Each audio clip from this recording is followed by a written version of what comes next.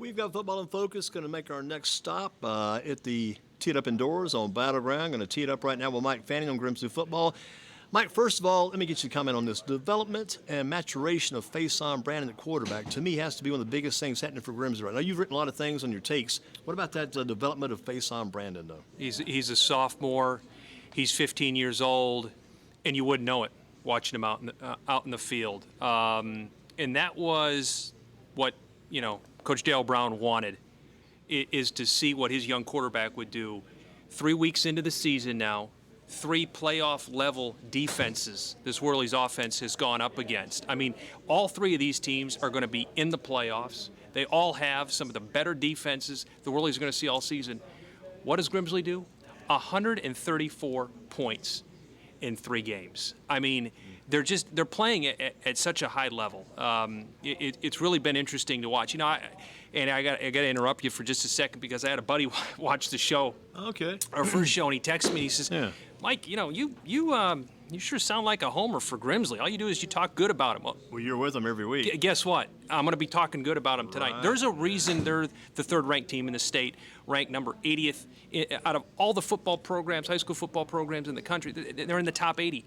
It's because their quarterback play has been so high, and then the supporting cast on offense has just come to life. Talk about that pass from Faison Brandon to Alex Taylor. Looked like a thing of beauty to me, just dropping that ball back. Because I saw the Skip Foreman video at the News and Record. They grabbed a little Skip Foreman video, helping News and Record up out there. Saw that pass play. It was nice. Yeah, you're talking about the touchdown TD, as yeah. time expired in the Reagan game, a 20-yard kind of a fade route to Taylor. And both these wide receivers, and I'm talking about Taylor and then Terrell Anderson, they have such huge catch radiuses. And you put the ball up and let your wide receivers go make a play. In fact, the play before was ruled out of bounds. It was a touchdown to the opposite side of the field to Terrell Anderson. Going back watching the film later, he actually had a knee down there. So it's 2 great balls. Put them up high. Let your wide receivers go make them. And I think that's one of the things you talk about, the maturity of Brandon. He's starting to realize, hey, look, I put a good ball. I put a little bit of hang time. It can be a back shoulder fade. I'm going to let my guys come back, grab the catch, make the play. And, he's doing a good job making smart decisions, too, finding the one-on-ones. And his runs, I like his run. I saw that video, the nice run he had, about 40 yards or so. Long-legged runs, gets the extra yards because he's got the steps and he's got the length when he's running. He's got that talent for that run. And he does. And, last week against Reagan, we didn't really see the design runs. But guess what? You pull up the box score, 9 carries, 66 yards, and a rushing touchdown. So when the play breaks down, right, he can do some creative things on the ground. And like you said, in space, he's a big dude. And the strange thing about him was back when he was at Southeast Middle School and back in the day, he was a football and basketball player, but back then it was all about his basketball game. Nobody talked much about his football, but his football now is, actually moved quite a bit ahead of his basketball game the way it stands today. And you think about this kid, he just keeps getting better and better, and I thought he looked great for what I saw last week. Yeah, no turnovers, which was, again, a key. And the thing about it, too, the difference in them, too, you got to hit this because you look around the county at the quarterbacks, they're all doing well. The top-tier quarterbacks doing very well. I mean, over at Dudley, Atmore II doing very well. You got Tanner Blue coming in later tonight. He's doing great. And you've got others. You got Jackson Jones, Eastern Guilford doing very well. And you can stack them up. But for Faison Brandon, the difference between him and others is, and you want to see the guy have it. This guy as a quarterback can pass, but he can also run the ball. That's the difference in him and the others. I went into some of the mini camps they were having before they even really started the training camp session, and I was really surprised by the poise of Brandon in the pocket. And we knew he was going to be a dual threat this year. We knew he was going to be a good runner. He showed that last year. But was he going to be able to make the right reads and make the good, accurate throws when he had to? 3 straight great defenses. Really good defenses in Tabor, Roseville, and then just an incredible environment at Reagan. I mean, if you haven't been to a home Reagan game with the way they come down the hill on the north side, and just the sellout crowd, the atmosphere, the buzz, the band, for him just to stand tall in the pocket and deliver good ball after good ball, 16 out of 24, 204 yards, 2 touchdowns through the air. And then the rushing. And then you tack on the rushing on top of it. But that 2-minute drill. I got that on my paper next. Grimsley, the 2-minute drill, because I read your takes. And you mentioned earlier about his poise. Key thing there is decision making in a situation like that. 2-minute drill, ran it to near perfection. Right, you're gonna orchestrate a good 2-minute drill on the road. Yeah. I just talked about that Reagan atmosphere as they're trying to claw their way back into the football game. On the road, orchestrate a good 2-minute drill. It's out routes. It's accurate pass. You can't take a sack. Right? If you're going to run, you got to run to the boundary. You got all that going in the back of your mind. You only had one timeout on that drive. Grimsley did either. So they only had one timeout to really pocket, to move down the field 80 yards, right? And to make the throws he made, to throw it in the end zone, basically, almost 2 touchdown passes. Caught that first one to Anderson, got waved off, but then throw it to Taylor. That shows me that maturity you're talking about.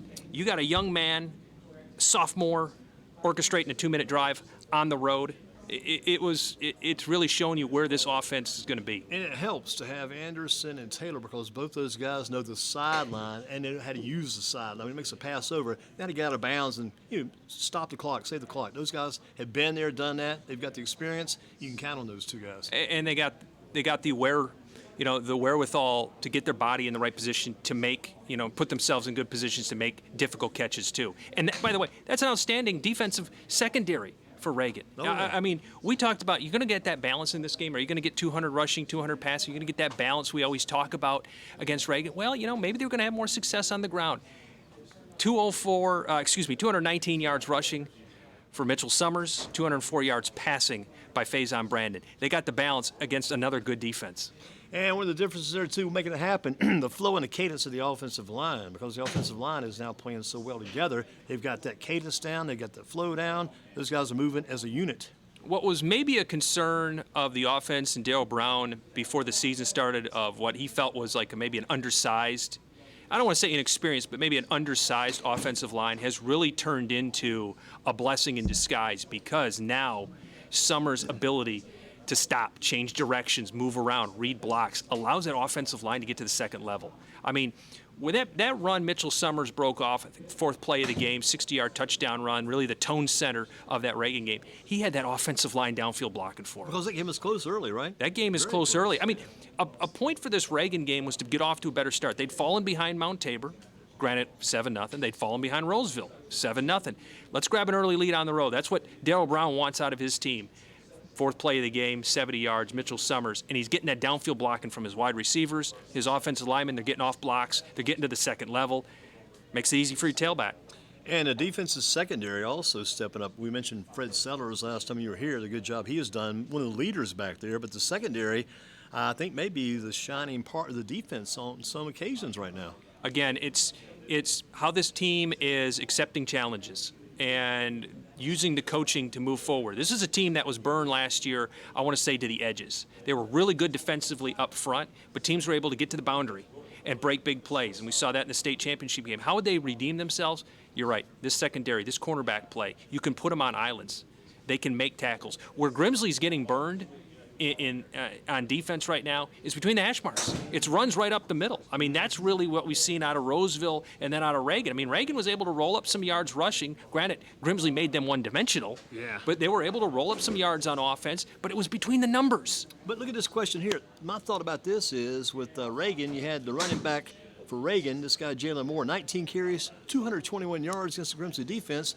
Why didn't they give him the ball some more? He should have kept going with it. Keep ripping that ball. Yeah, absolutely. And I think it came down to the fact that, Grimsley went in with a game plan. We're going to try to contain some of the offensive weapons Reagan has. They had a young, inexperienced quarterback making just his 3rd start. Let's not let him use his feet to make plays. Let's not let him open up plays in the passing game. Let's make them have to run the football, because even if you can run the football, can you stay disciplined on the play action pass? Yes, Grimsley could. So, they put the corners on, they lock Reagan down, they made Reagan one-dimensional. You're right. Why didn't he get more carries? But that's pretty much all Reagan was able to do. Run the ball north and south, chew up a bunch of time. At the end of the day, they only put up 15 points rather in a 41-15 Grimsley win. It's going to be fun later in the year, getting close to the end of the year, to see what Reagan ends up doing for the whole season, what Roseville does, what Mount Tabor, teams like that do, how they do as the year goes on. Since Grimsley had success against them, how good are these teams going to be at the end of the year? How good were they really back when Grimsley faced them? How good are they later on? I think one of the challenges coaches have had in just talking to them and getting ready for week 4 here is a lot of teams are on byes. Is this heat, this hot weather has really affected how teams practice, right? Yeah. Teams have had to move practices later and later in the 6 evening. So you got, p.m., yeah. and now it's school's back, right? So you got school, then you have a break, then you have a late practice, then it's back up to school in the morning, and maybe it's doing a weight session when you normally wouldn't. So the routine, because of the heat, has really thrown some things for a loop. Once teams kind of get into that rhythm of a typical week of school, a typical week of practice, and get into that game flow, I think we'll have a better idea maybe what some of these teams look like. Because, for instance, that Mount Tabor game, guys were cramping up. It was so warm in Winston-Salem that night. And again, this Reagan, you know, the heat we've had these last 3 Friday nights, it's taken its toll on these players. Not this past, but the week before, I was at Southeast that night on top of the press box in the ball game looking down at the Southeast Dudley game. That might have been the hottest game so far this season. Yeah. Because it was extremely warm that night. And it took a long time for it to cool off. Yeah. Which hurts too. And the coaches, tough decision coaches right now, what they're going to do as far as, you know, they got the bye week this week. What days will we practice? What days we got off? Veteran coaches know, but some of the coaches still looking at over how much time I give these guys off this week. How much time should I give them off this week? How much time should we still be out there working? So the bye week is kind of an interesting week as they get ready for conference play. Most teams coming back next week. I think we definitely, in the last 3 weeks, have seen more things to like about Grimsley than not. Is there some things to clean up penalty-wise? Yes. But their rhythm on offense right now is pretty impressive. I talked about this in a couple of the write-ups. Against Roseville, they scored touchdowns 9 of 11 times they touched the football. Right. And that last possession's when they're taking a knee. How would they fare against Reagan? 6 of the first 7 times they touched the football, they took it to the house.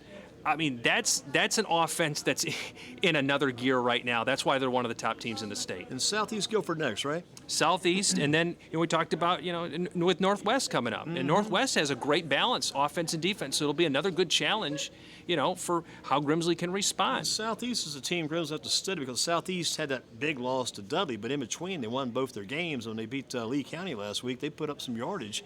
Had a running back, I think, last week, a new kid who popped in, about 170 yards. So things like that you got to be addressing, be aware of. And again, it's a running game, which is giving Grimsley some problems. The thing I wondered about, one of my keys to the game, that X factor, if you will, was what would Brandon do if you put pressure in his face and you made him scramble and you sped up his decision making? What surprised me is against 3 good defenses, they really couldn't do that. And when they did, he'd take off.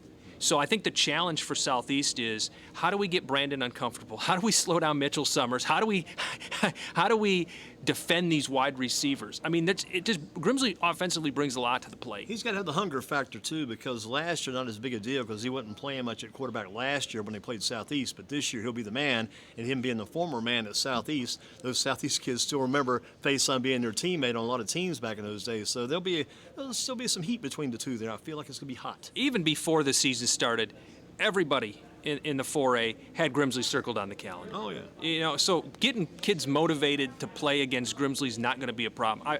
Southeast is going to play their butts off. And, Grimsley and Brown wouldn't have it any other way. What you want to do now against Grimsley is last as long as you can that game. Don't get blown out early if you can help it. If you can stay in the game, the longer you stay in, the better chance you got to be in there maybe sometime in that fourth quarter. Being around, you got to hang in there. Yeah, the second half adjustments on defense from the Whirlies has been outstanding as well. Ja'Kai Eason playing on the defensive line, 5 tackles last week, 2 for loss. They never were able to get a sack in that game. But you would have thought Easton should have put on a different color jersey the way he was constantly in the huddle for Reagan. He just lived behind the line of scrimmage, speeding things up. So, Grimsley can do a lot of good things on defense. Like I said, if there's one area to clean up, it's in between the tackles, it's in between the hash marks. The long runs have happened north and south going against this defensive line. And then on offense, clean up some of the mistakes. And I feel like there's so much more of the playbook they can expand on. They're going to get their tight ends involved. You're going to see more slants, cuts. It's just a sandbox of creativity you can have. So how the offense gets pared down, or what plays are go-to plays as the season progresses, is really probably what they're taking this bye week to understand. Let me ask one question to close tonight, getting close to the closer. How much impact is Deion Sanders having on the college football game right now? He seems to be my topic of the week, Deion Sanders, because he's so much out there right now. He's everywhere. I think it's good for football. It's bringing more attention to football. But how much impact does he really have? Well, here's my take on Deion Sanders. Is college football has a bit of identity problem right now, and largely because players are transferring all over the place. I don't know who my favorite player was last year, if they went to the pro, if they went to a different team. You know, Colorado, for instance, 86 transfers there. Are you pulling for Wake Forest and Notre Dame these days? Because of the quarterback switch, yeah. Well, I mean, that's exactly right. I mean, there's a case of, hey, I was pulling for my favorite player, or maybe I was even pulling for my school, and my players are all over the place. My teams are in different conferences. So the It's real almost like stars. the professional level. You know, you see that on the pro level, our quarterback switched from Green Bay to New York, and now who are you going to pull for? Still going to pull for the Packers? Yeah. So the real storyline in college football, to me, is the coaches. Every week, the narrative is Nick Saban, Jimbo Fisher, right? Those are the guys. It's the coaches more than the programs or the players that really drive the storylines. So I think the fact this week that the storyline is Matt Rule. If he loses to Colorado, I think Matt Rule. I mean, the focus will be on Deion. If he wins, it's another big win for him. But I think Matt Rule going 0-2 at Nebraska and bringing him in, paying all that money, that's going to look kind of tenuous there right now. I think Matt Rule kind of going through the same thing as Deion, but their first games worked out differently in the fact that when you have that many transfers like Nebraska did and Matt Rule building that program, can you get them to gel? Can you get them to sink in week one? And it didn't. That offense looked extremely clunky. But going back to the point about why Deion Sanders is one of the big, you know, and he should be a driver because he is such an identity. I mean, this guy played in a World Series. I mean, we don't even talk about the baseball accomplishments. Baseball team, Cincinnati, he played for he played for the Yankees, he played for the Braves, yeah. You know, we don't even. I mean, he might be third base coach for the Buffalo's baseball team. I mean, the guy's got such an incredible resume, but he is, like all coaches are in college football, they're really the identity of the program these days. It's not the players, maybe it's not even the schools or the conference. It's really come down to the coaches. So the timing has just lined up perfect for Deion, and I think he's such an interesting, you know, person to follow. He doesn't come across like a coach. He comes across like a player. You hear him, he sounds like a player talking when he's out there. I think that's why people relate to him so well. The players do, you know. Oh, yeah. Well, Mike, great job as always. I appreciate it. Thank you, Southeast Guilford next week for Grimsley. They got off tomorrow night. Somebody's resting up, taking it easy, going to be ready for the next game. Yep. To have the bye, kind of work through some of the things they're going to get better on, and then Southeast and then Northwest. Yep. If someone has a question about Grimsley football, since you're our cover man for us, you're cover 1, cover 2, cover 3 for Grimsley, how do they reach you? On Twitter, on X, Mike_fanman. You know, shoot me a question. Say that again. Mike_fanman. Okay. And Mike Fanning on X, and yeah, you want to shoot something? We talk, you know, more Grimsley football. Certainly, keep it coming. Good job as always. We'll see you again, maybe next week, if not the week after, and most importantly, we'll see you at the next game. All right, we'll do. Mike. Thank you, Andy. Always good to have you. Take a break.